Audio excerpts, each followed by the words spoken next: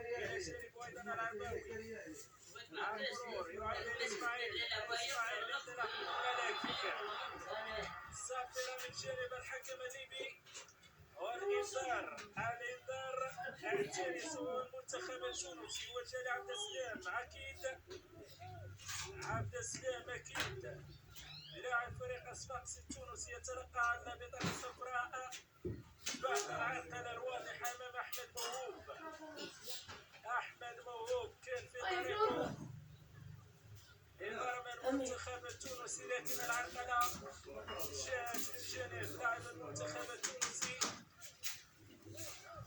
ضربة خطأ غير بعيدة عن مرمى الحارس التونسي سليم بوسكار. وراء تنفيذ عبد الله وزان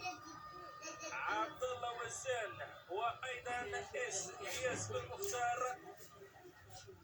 عبد الله وزان والياس بن مختار.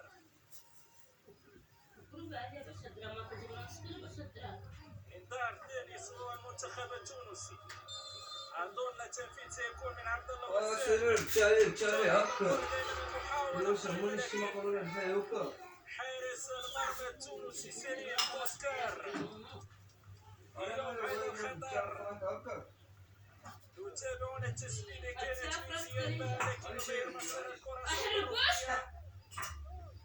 يلعبت بطريقة رائعة من جانب عبد الله وزان، وبعد ذلك المتابعة من زياد باه وحارس مرمى المنتخب التونسي وفريق الروما الإيطالي.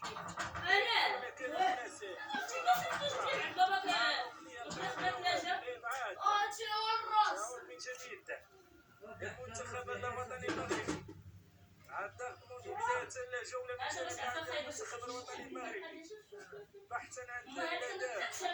إلياس بن مختار. إلياس المرور بطريقة رائعة.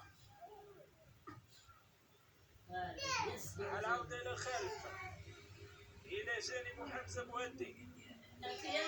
آدم سفير.